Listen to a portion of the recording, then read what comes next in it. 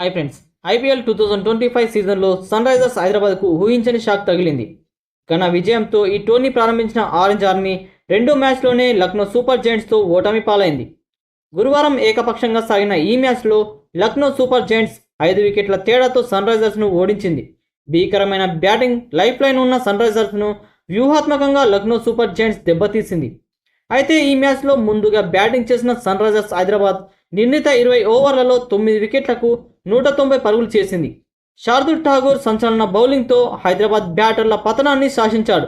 Dangerous Abhishek Sharma, Ishan కిషాన్లను వరుస బంతులతో out చేయడంతో పాటు డెత్ ఓవర్లలో అభినవ్ మనోహర్, మహమ్మద్ షమీలను పెవిలియం చేర్చి సన్ రైజర్స్ 200 పరుగులు చేయకుండా అడ్డుకున్నాడు. అనంతరం నికోలస్ పురాన్ 26 బంతుల్లో 6 ఫోర్లు 6 సిక్స్లతో 70 పరుగులు సాధించాడు. ఇక లక్నో విజయంలో కీలక పాత్ర పోషించిన శార్దుల్ ఠాగూర్కు ప్లేయర్ ఆఫ్ ది మ్యాచ్గా దక్కగా నికోలస్ పురాన్పై సర్వత్రా ప్రశంసల జల్లు కురిసింది. అయితే ఈ విజయం వెనుక ఈ ఇద్దరి కంటే లక్నో మెంటర్ జహీర్ ఖాన్ పాత్ర కీలకమని నెటిజన్లు అలానే మాజీ క్రికెటర్లు అభిప్రాయపడుతున్నారు. మెంటర్గా జహీర్ ఖాన్ రచించిన వ్యూహాలు అద్భుతమని కొనియాడారు. లక్నో బౌలింగ్ విభాగం బలహీనంగా ఉండడంతో సన్ రైజర్స్ హైదరాబాద్ సునాయాసనంగా 300 పరుగులు చేస్తుందని మ్యాచ్ ముందు అంతా అనుకున్నారు. లక్నో బౌలర్లు అద్భుతమైన బౌలింగ్తో సన్ రైజర్స్ బ్యాటర్లను కట్టడి చేశారు. వారి బలహీనతలకు తగ్గట్టుగా బౌలింగ్ చేయడంలో సఫలమయ్యారు.